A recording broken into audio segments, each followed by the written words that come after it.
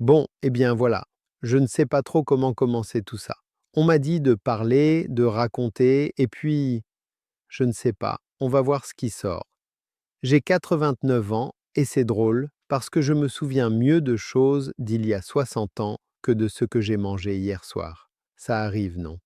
Oui, ça arrive. Je suis né en 36, juste quand tout ça a commencé, dans un village de Jaén, un petit village, de ceux où aujourd'hui il ne reste presque plus personne.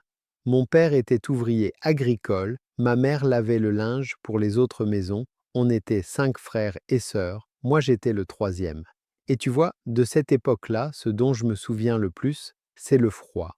Le froid et la faim parce que ça allait toujours ensemble. La guerre, j'étais trop petit pour vraiment la comprendre, bien sûr. Mais l'après-guerre, ça oui, je l'ai vécu. Je l'ai vécu pleinement, enfin, selon le point de vue. J'ai quitté l'école à 9 ou 10 ans, je ne me rappelle plus très bien. De toute façon, on n'y allait pas beaucoup. J'y allais quand il n'y avait pas besoin d'aider au champ, et le maître, Don Ildefonso, c'était un pauvre homme, vraiment. Il faisait ce qu'il pouvait avec 40 gamins dans une salle qui tombait presque en morceaux. J'ai appris à lire un peu, oui, à écrire plutôt mal, les comptes juste ce qu'il fallait, et voilà. Avec ça, je suis parti. Mon père est parti quand j'avais 11 ans. Il disait qu'il allait chercher du travail, à Barcelone ou à Bilbao, je ne sais plus. Et il n'est jamais revenu, comme ça, sans plus. Ma mère, musique, elle a tenu encore 2 ans. Mais on était nombreux et il n'y avait rien. Un jour, elle m'a dit d'aller vivre chez une tante qu'on avait dans un village près de Valladolid, que là-bas, peut-être, il y aurait quelque chose et qu'elle viendrait me chercher plus tard. Elle n'est jamais venue. Je ne lui en ai jamais voulu. Il faut comprendre. Il n'y avait rien à manger, rien du tout, il n'y avait pour rien. Elle a fait ce qu'elle a pu, j'imagine. Le fait est que je suis arrivé chez ma tante, et ma tante était morte depuis 2 mois. On ne le savait pas. Et je me suis retrouvé là, dans ce village, sans connaître personne, à 14 ans, sans un sou, sans rien. Les premières nuits, je dormais dans de vieilles voitures abandonnées à la sortie du village, des modèles très anciens, sans roues, sans vitres, mais il restait les sièges.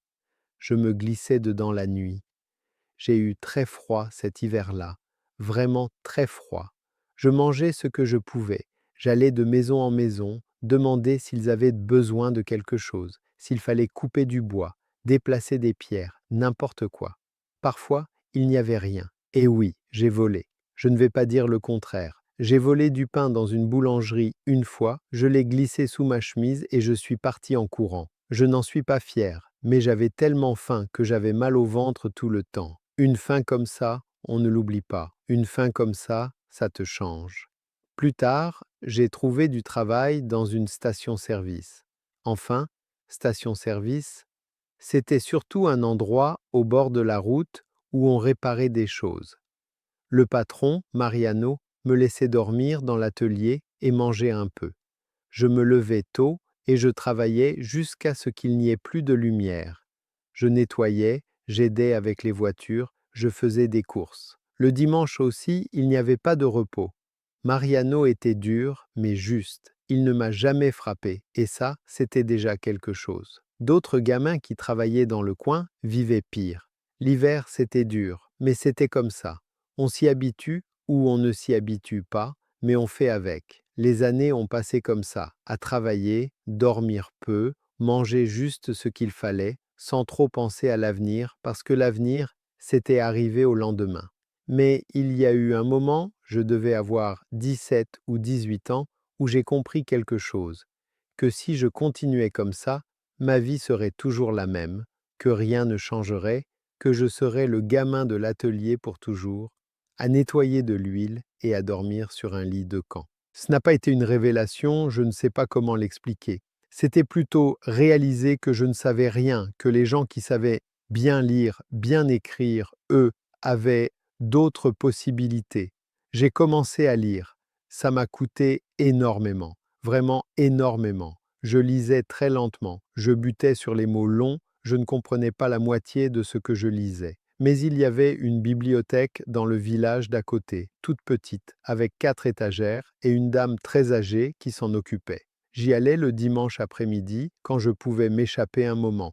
J'ai pris un livre, un de ces livres d'aventure, avec des bateaux et des pirates, et j'ai mis 3 mois à le terminer. 3 mois à lire un peu chaque soir, à la lumière d'une bougie, parce qu'il n'y avait pas d'électricité dans l'atelier. Il y avait des mots que je ne comprenais pas, je les notais sur un papier, et ensuite je demandais à la dame de la bibliothèque ce qu'il voulait dire. Elle s'appelait Doña Carmen. Elle a été très bonne avec moi.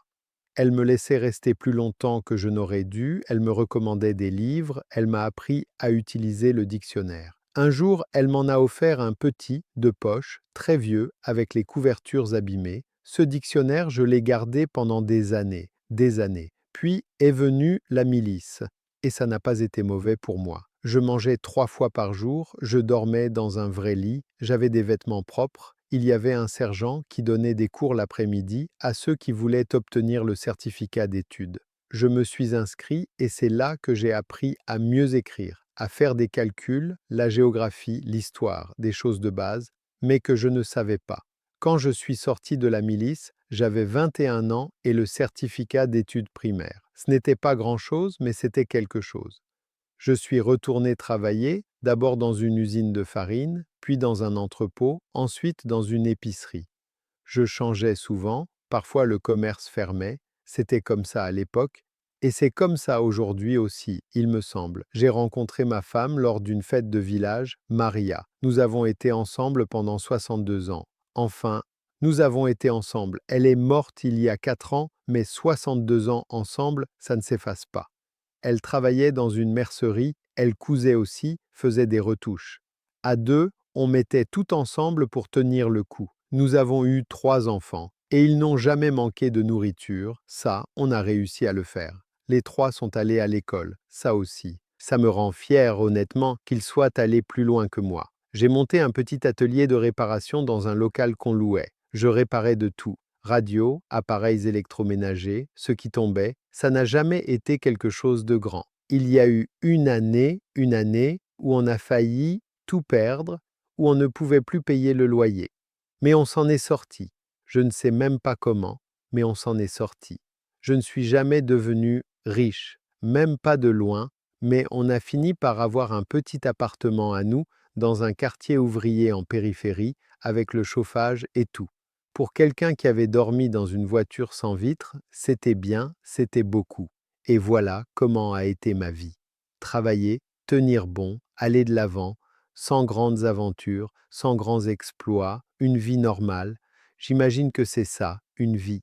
Je pense à mes petits-enfants, aux enfants de mes petits-enfants, et je vois qu'ils ont la vie difficile aussi, mais d'une autre manière, difficile quand même. On leur dit qu'ils doivent beaucoup étudier, qu'il y a de la concurrence. Et ensuite ils étudient et ils ne trouvent pas de travail, ou ils en trouvent un mal payé. Ils doivent partir à l'étranger. Non, non, non, je ne sais pas, je ne sais pas, je ne sais pas si, je ne sais pas si je m'explique. Tu savais à quoi t'attendre et le plus tôt, le mieux. Tu savais que tu allais travailler dur et pas beaucoup plus que ça. Aujourd'hui, on leur promet des choses et ensuite on ne les leur donne pas. Ça doit être très frustrant.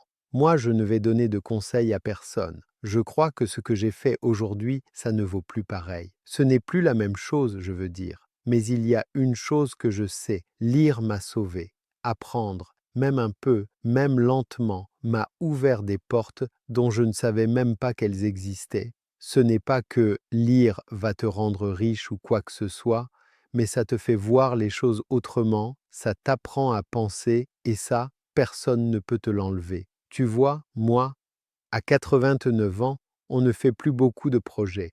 Je me souviens plus que je ne projette. Je m'assois ici, dans mon fauteuil, je regarde par la fenêtre et je me souviens de Maria, de Maria, de Maria. Musique de Maria, surtout de Maria.